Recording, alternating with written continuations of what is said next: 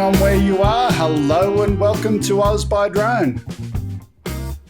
And hello and welcome, Lloyd. How you doing, my friend? I'm doing good. I'm here. I'm awake. Yeah. I'm above ground.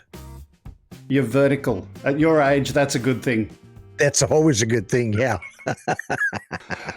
So as you can see, John's not here today. Lloyd's filling in. Today was going to be an interesting show. I did have a plan to go out and take my Phantom out today. But the weather outside in Sydney is not exactly that great. So we've had pretty high wind gusts and we've got high probability of rain. So no flying today. So we don't have a planned guest today because of that. Like I had planned to go flying and Lloyd was actually going to be the host, if you like, and I was going to be the remote guest. But unfortunately, the best plans of mice and men, as they say. Yeah. So what I will do today, a couple of things. Before we get started in the news, I do want to share a little bit of a brief update on Sutherland Shire Council and the debate and the battle that I've been having about their no drone signs that they've put down close to Cronulla Beach down there near the Green Hills location. So the good news is I've met with some people at the council and I've given them my interpretation of the law and also having a look at the Freedom of Information responses that I got back from council. My conclusion was that what they had done was unlawful. That's my conclusion. Right. They've initially had a look at that, and the good news is that they have agreed that the signs will be removed, but that's only a verbal confirmation. It's not in writing. I will be asking for written confirmation from council, but the good news is that the drone community are going to be able to fly there again, so happy outcome there. Excellent. Yeah. Good. Yeah. Because so you put a lot of time and effort into that. So glad it worked out. It just annoyed me because it was wrong. It was the wrong thing for them to have done based on all of the evidence that I saw. And, you know, I don't want to go and be a pariah in the way I deal with it. If they're going to fix it up, I'm going to be happy with that. I will ask them for a written statement that I can publish. But I'll see what happens if they're willing to put something together. Anyway, before we do anything else, it's time for the news. Always, these news articles are available on Dronebook, so if you want to go and check that out, please go to dronebook.org.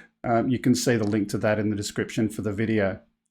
Now, our first story we're going to have a look at in just a moment. Just a quick little thing before then, though. Lloyd, can you put the rendezvous link in the URL for today's show? I can. And that would be good. So our first story today we're going to have a look at is called Insect AI. So artificial intelligence from insects to fly drones? Well, not quite.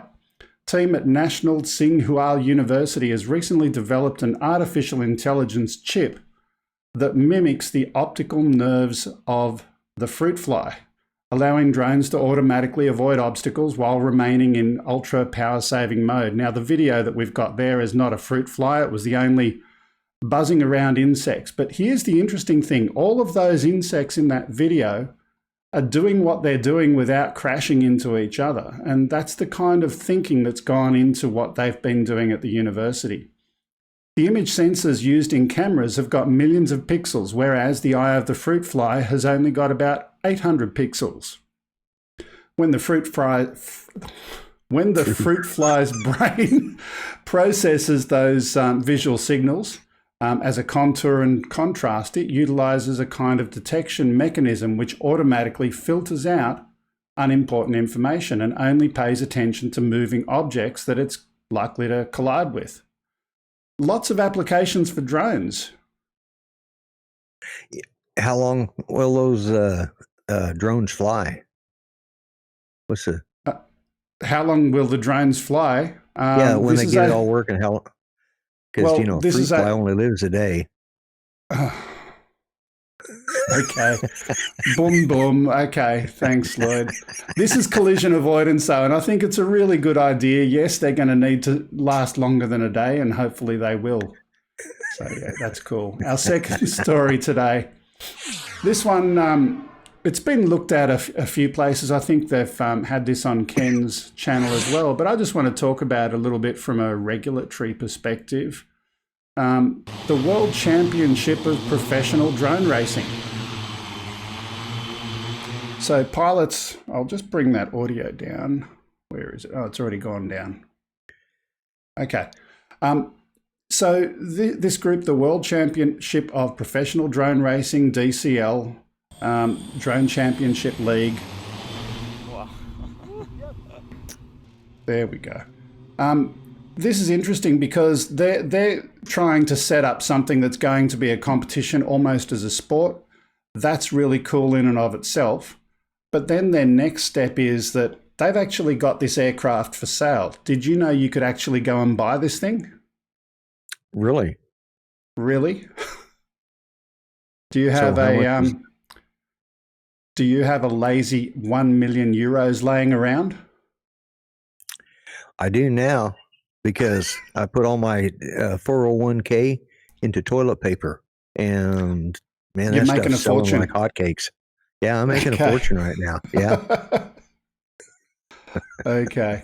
Look, at the end of the day, this video that you're seeing right now with all of the loops and barrel rolls, it looks really, really cool.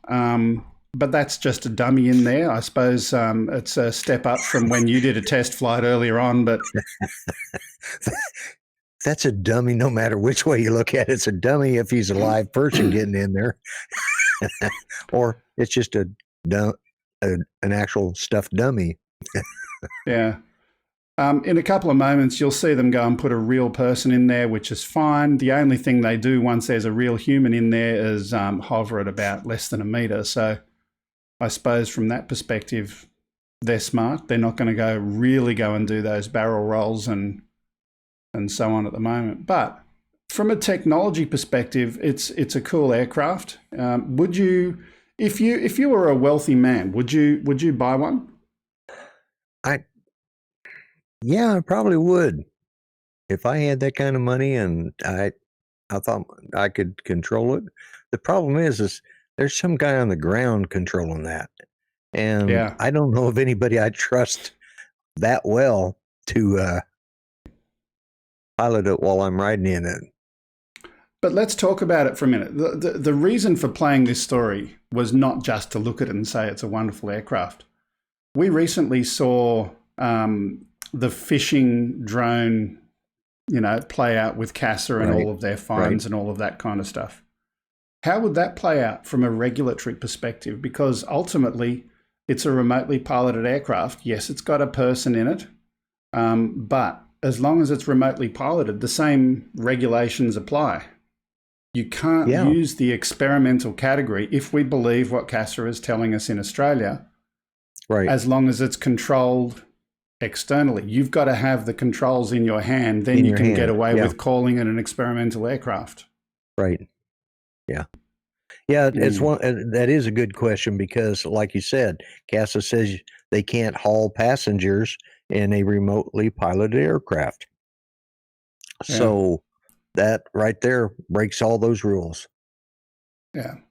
Okay. Look, interesting story nonetheless, and good to look at it. Just a quick reminder, people, we don't have any specified guest today. It was going to be me being the guest, going and flying remotely, but the weather's prevented that. So if you want to jump into Rendezvous, especially if you're an American guy, later on in the show, we're going to have Stump the Yank viewer edition, where Lloyd, our honorary Australian's got a few questions that he's going to ask of you, and see if you can be a real Aussie, or if you're not smart enough to beat yourself qualify against Lloyd. Yeah. There's days I'm not sure I qualify. Yeah. Okay, our next story for today, number 3, we've got how do blind people see without their eyes? Now, this is an interesting story. Again, how drones can actually hear walls. There's some researchers that have been putting microphones and using a loudspeaker on the drone and nothing more to determine the position of walls and other flat surfaces within a room. I just put this illustration here. It's a man walking with a cane, but it's a really good illustration to show that he's able to quite comfortably walk down the road. He's able to hear the sound of his stick, his cane, and use that as a external sensory input. And again, the researchers have been doing exactly the same things. We've seen a few examples of this before, but this is another example today. And this is from Mirel Boutin of Purdue University in Indiana. Well, what they could do is style it after a woman's hearing, because they can hear through walls all the time. Yes, they can. They can hear everything. They can see everything. They know everything. Ultimate I shouldn't say hearing that. device. But yeah, so speaker and microphones placed on the drone. They've been looking at this before, but the other interesting thing is to work out how do they deal with false signals, right? So there's different harmonics in a room which can cause some of those signals to come back. And in this research, I'm just reading here, took the idea one step further in their theoretical approach. They mounted loudspeaker, 4 microphones, and they're using the 4 microphones to try and catch those echoes in different places and so on. So some early research had a single mic. I know we saw a story probably about 2 or 3 weeks ago where they actually had a microphone mounted on the tip of a propeller, but this one is going to try and take care of some of those false echoes coming back. Really cool technology. Yeah. And I made reference to it earlier as being the daredevil drone, because the comic book character, the daredevil, uses his extra heightened senses to be able to do all the miraculous things he does. But when he's not doing that, he's blind. So yeah, they've just taken the comic book thing and made it real. Just a quick comment to my producer who's busy playing games instead of looking at the screen. There's someone waiting to join in Rendezvous. She wasn't watching. Okay. I'll just have a look up. Oh my goodness gracious me. We're going to have a stump the yank and a half. We're going to go and have someone. I'm not going to tell you who it is yet. I'll let my producer go and put that person up on the screen. And while we're waiting, I'm going to go and have a look at one more quick story before we go and stump the yank. Our next story over here is this one over here. So Matinet's new drone landing station looks a little bit like a sci-fi movie prop. Far from the freeform delivery network envisaged by Prime Air or the like, Matinet's drone deployments have something rather interesting. Let's have a look. And I got out of order. Go to the next story. We'll come back to that one. There we go.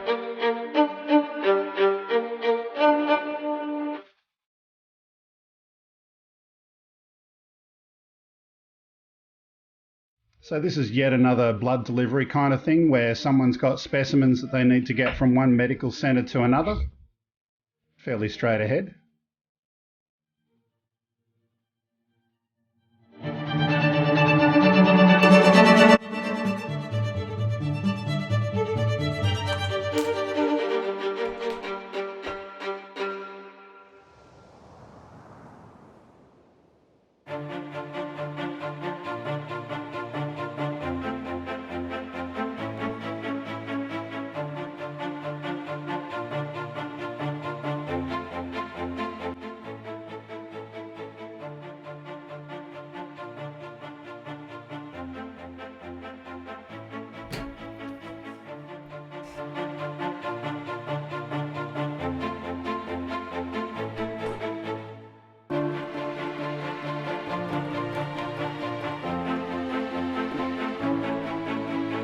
I just stepped away for a couple of moments to make sure the audio was going to be absolutely perfect for our guest when he came on in a few moments. So what do you think of this one, Lloyd? Does it look like a little bit like I don't know if you've seen the movie Day of the Triffids?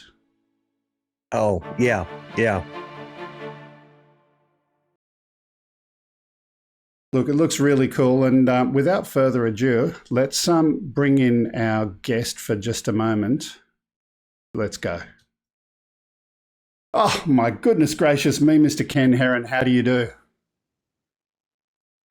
And we've got no audio yet for you. I'm just kidding with you, Greg. Come on, man. Oh, no audio. Oh, thanks, mate. Look, we're doing pretty good today. The tech's working. Touch wood. All right. Let me hear if I can. Yeah, I could do that. All right. Can you hear that? Is that good? I can hear that. Yeah, I can hear that. Oh, me and Grumpy are going to have a fart war?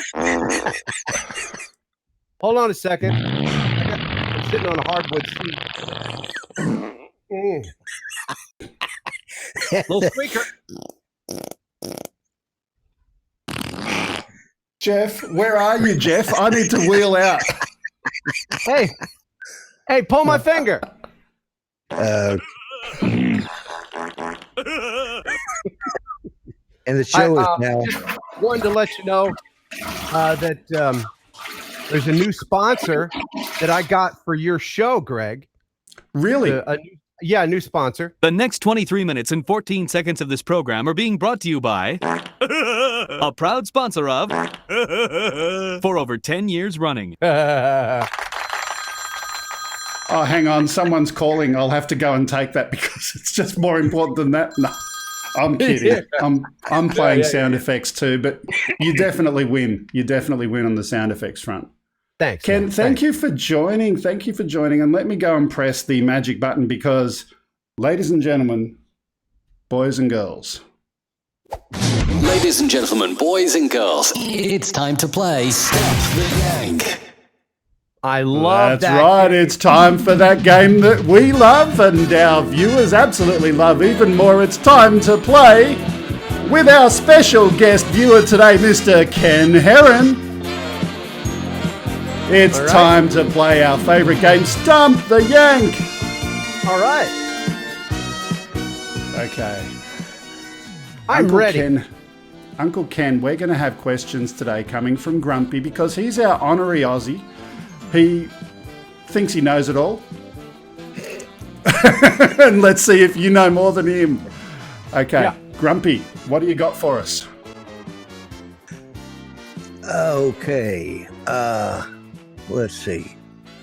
I've got a couple of them here. What does Garbo mean?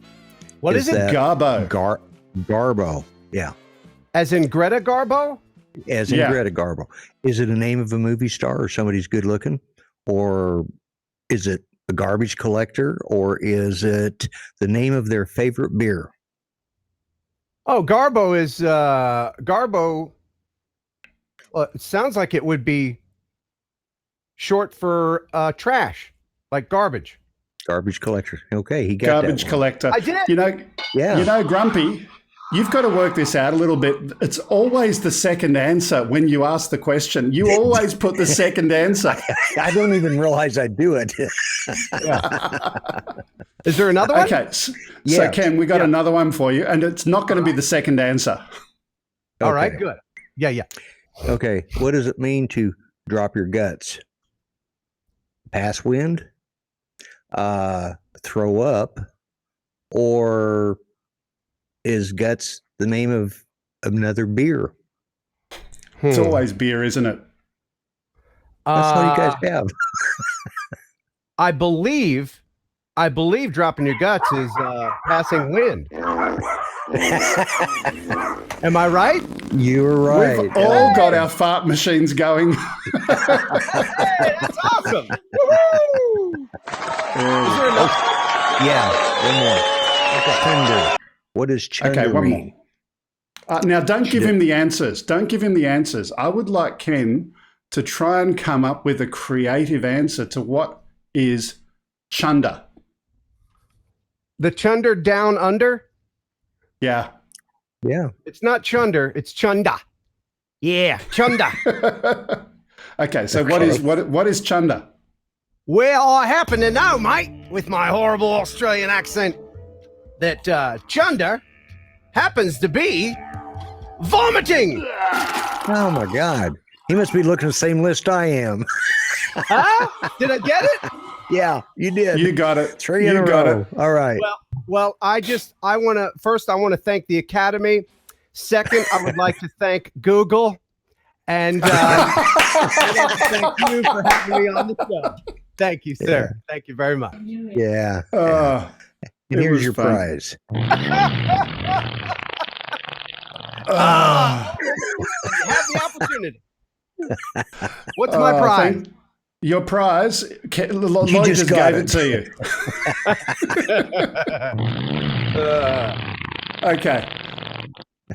So, Ken, while we've got you here, I want to go and ask you for your commentary on a couple of the news stories we're going to do quickly. I haven't had a chance to do researching into the DJI Matrice 300. Tell me, what do you know about it? Have you had a chance to have a look? I know that it's called the Matrice 300. And it's one better than the Matrice 299. Okay. You gotta love his commitment. Hey, I mean that's the next level Matrice. That's supposedly going to be the one that fixes all the problems from the Matrice 200, because you remember. So basically, couldn't fly in the rain. So basically, the batteries are going to not fall out and those kind of things. Yeah. Certainly, they've addressed those problems. The motors will be sealed better, because I know that some police departments that were equipped with Matrice 200 had some problems with the drone falling out of the sky. And a lot of the times, DJI wouldn't replace it for them. Yeah, yeah. So just really briefly, we understand that the FCC's got a 60-day secrecy cycle, but this has already hit the FCC website. So it sounds like the Matrice 300 is getting ready to come out in the very near future.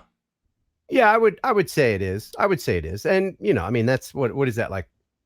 How much is that? Like 15, 20 grand for even more for that kind of really big amount of money. Really big amount of money. But the question is, what are they going to do new? So let's say they've got better batteries. They're not going to fall out of the sky, all of those kind of good things. But realistically, they should have delivered them in previous versions. What I'm curious to see is what they're going to have new that's going to be the next evolution, the next generation in drones in that category. Right. Like what would draw people away from buying what will now be a less expensive Matrice 200? What would make people want to get the 300 over the 200? Well, I would imagine that flight time usually is the thing that increases. Range. It might be lighter. It might be able to carry larger cameras, and hope maybe they'll knock down the price even.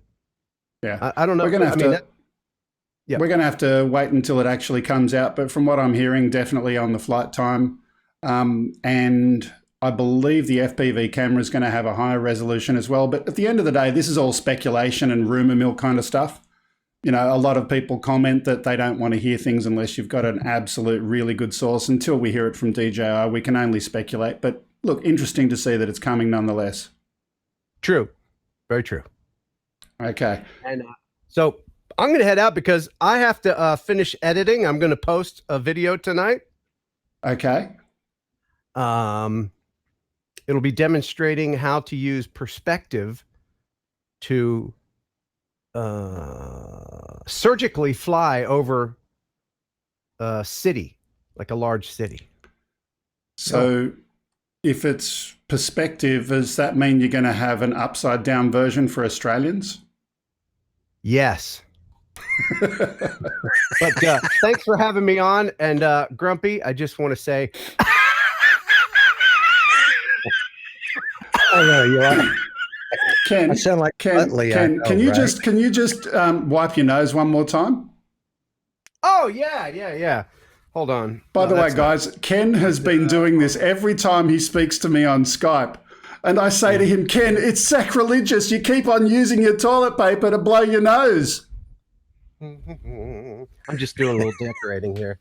I mean, I am toilet paper rich. What do you think about that, Greg? Huh? I can just do this and throw it away. Bibbidi bop. Ken, thank you for being with us. It's always Class fun. act. Class But act. and bye. See you, Ken. Thank you, man. Okay. Yeah. You just gotta love Ken Heron. There's He brought a little bit of levity to the room today. brought a whole does he bunch. always. Levity and toilet paper. Levity and toilet paper. Okay, let's move on. We're going to go from that to you've heard of predator drones, haven't you? Yeah. Yeah. Well, this is story number 6, just for my producer because we got a bit out of order. This is a predator drone with a difference. In New Zealand, the Department of Conservation 4 has years funded after the government's predator-free 2050 goal was announced, a plan's finally been revealed to how that'll be achieved. It includes plans to support the goal through legislation, measuring progress and moving from sustained predator control to eradication. The strategy has been called a world's first and was developed by the Department of Conservation in consultation with iwi. Yeah, so $790,000 they're spending on a program to test this new predator control drone. Basically, something that's going to go and send out baits to deal with predators that are non-native species that are going and taking over the environment in New Zealand. From what I hear, it's not a toxic baiting system that they're using. I believe they said it's a serial baiting system. I don't know exactly how that works, but it is something that doesn't go well with these predators, but also is still friendly to the local wildlife. Another interesting use of drones. Treehuggers are just going to love that one. Yeah. Poor little predators are being harmed by those evil drone people setting out the bait. Yeah, well, drones are evil enough already, and now we've got them going and trying to get little, Mickey Mouse. Yeah, the greenies are going to just love that. Okay. Who have we got in the background? Is there anyone else coming in to join us in the chat? No, not yet. So post that link again for me, Lloyd. If anyone else wants to come in and be part of the show today, it's a bit of a free-for-all format today. Our next story is an Aussie one again. Required. They're not required to have their own fart machine. You don't have to have your own fart machine, but we do reserve the right to ask you an Aussie trivia question or something like that. So let's see how we go. Next on the list, we've got a SurfOne out of Australia. So new use of drone technology to assist surf lifesavers. This marker die is the latest tool developed by the Ripper Group. And for those who are not in Australia, the Ripper Group is from Westpac. They use these Ripper drones to go and send out life-saving devices out into the surf. We'll play that video again a second time because it was a bit of a short one. Basically, this time what they're doing now is also dropping dye into the surf so that the lifeguards can use that to understand which way the currents are working just by watching where the dye goes and understanding if someone hypothetically is lost at sea, they can use that to understand where the currents are likely to have taken them if they're not immediately able to be found. It's also a good marker for the people on shore when these guys come back. They see their hair dyed green. They're thinking, oh, that's the idiot that just wasted $10,000 of our rescue money. Because it And we can also get your missus to go out and get a blue rinse without having to go to the hairdresser. But anyway, moving on. And we go from that to balls. So it's balls up time. Drone Ball Drop has a new fun event for your fundraiser with a drone ball drop. Toledo Aerial Media can drop 500 numbered foam balls on a target for prizes. So we'll play this a few times. It's very, very short. But if you can imagine, these are not actual golf balls, but they're made the same size, not hard. And the closest one to the actual hole. If it's not a hole in one, dropping into the hole wins. A novel use of drone technology to provide some entertainment and randomness in a competition setting. Probably like ping pong balls or something. It'd be about the same. I don't know what they are. I think they were foam, but yeah. Yeah. Nerf balls. Yeah, that's that story was a bit of a balls up, and from that we go on to. He didn't comment. I was at a loss on that one. Everything I said was definitely beyond PG, so I just let it go. Okay. This next one is some drone footage of the coronavirus-stricken Grand Princess cruise ship as passengers disembark at the port of Oakland. Let's have a look.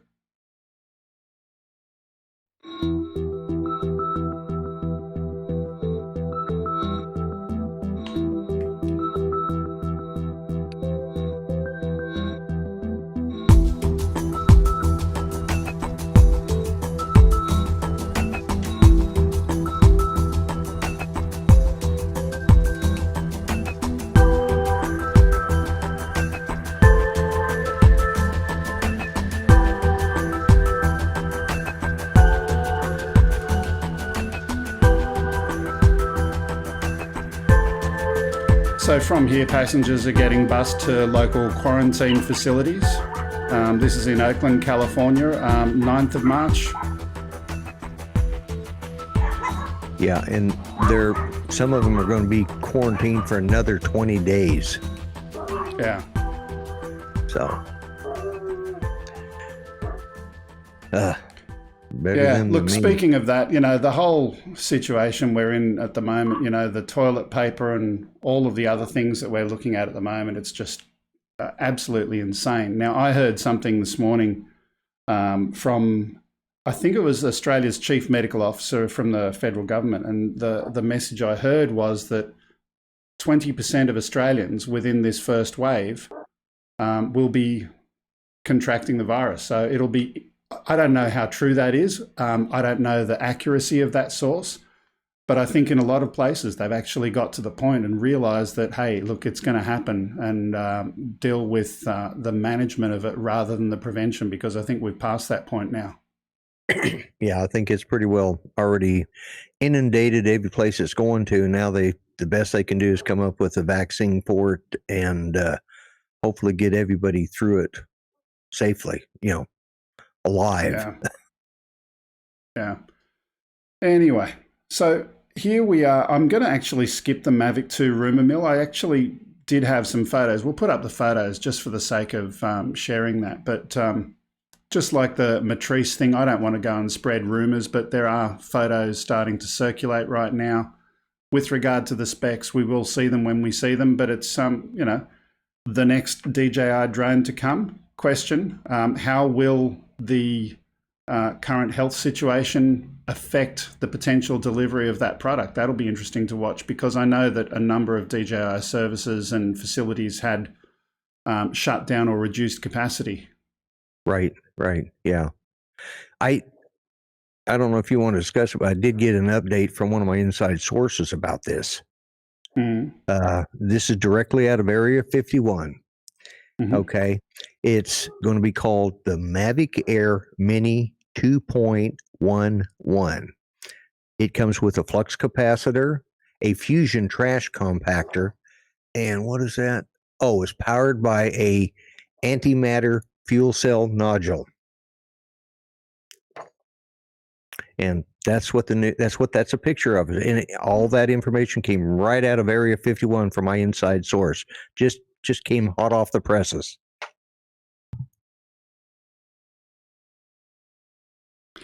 Okay, and speaking of hot off the presses and accurate sources, we've got one more story that we're going to do today. Now, I'm going to share with you the name that you've got on the screen is a Bontebok. For those in the chat, I want to ask you who can actually let me know which country of the world does a Bontebok come from. There's the question of the day. Let's play the video.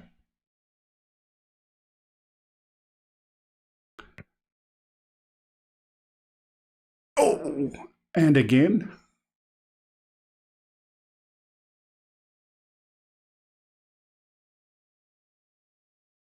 Oh, so yeah, an interesting video. What country of the world? Just as a kind of a little mini trivia question in the background for our viewers today. And, you know, we've been doing the news today, and I like to hope that we're a respectable news source about drones. And, you know, we tell the hoof and nothing but the hoof. I thought my last one was bad. Yeah. Okay. Look, I'm just having some fun. Of course. So yeah, that was a cool video. I saw it come up the other day. Have we got anyone in chat actually coming up with the country? Let's have a look.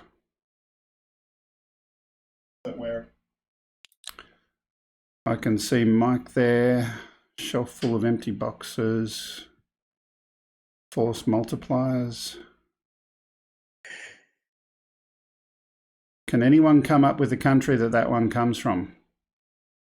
New Zealand, Senegal, no. South Africa, Peter Carroll, absolutely correct. Congratulations, Peter. You win absolutely nothing, but it's a little bit of a trivia question.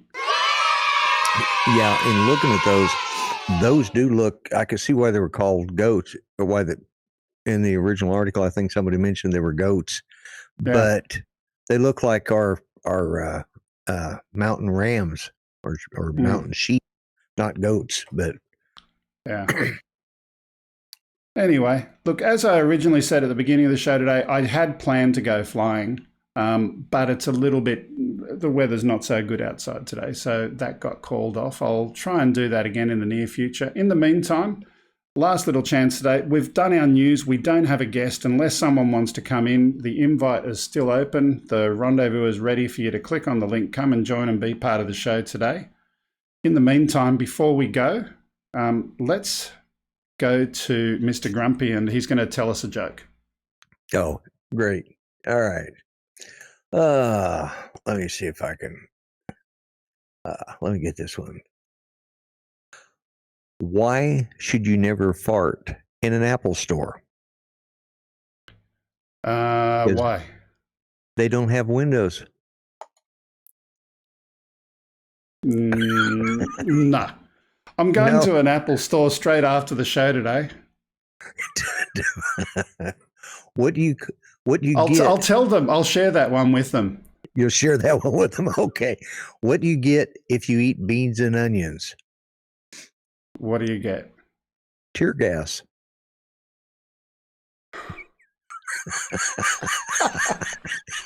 My wife liked that one. Okay. Look, we're going to finish early today. My wife will enjoy having a bit of extra time to herself. Let me finish with a couple of, she's doth protest too much, I think. Couple of quick things. Upload at gregkuhnert.com. If you've got something you want to send in, that's where you send it to. If you would like to follow us on social media, at OzByDrone on YouTube, Twitter, Twitch, Facebook, Mixer, DLive. And in fact, there's a request to everyone, particularly Twitch at the moment. If you could go over to the Twitch platform and join us as a follower there, it'd be good to help build up the numbers on that platform. Very much appreciate it. If you've got anything you would like to physically send in, the postal address is 5/127 Princes Highway, Sylvania, New South Wales, 2224 Australia. And yeah, that's about all for today. I'm just going to have a nice early day. I've got to take off this computer to the Apple Store, the one that's doing the titles today. Just out of interest for everyone, it was doing every now and again 3 beeps in the middle of the day, just beep, beep, beep. For those who have Apples or have had Apples before, it's the 3 beeps of death. That's usually the sound of a faulty or a bad connection to a RAM chip. So it's working at the moment. Don't know how long it's going to continue to work. So they're going to get that sorted out. Man who farts in church must sit in his own pew.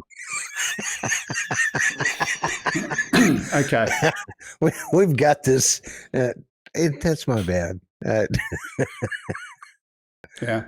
And with Actually, that, I think it's time. Yeah.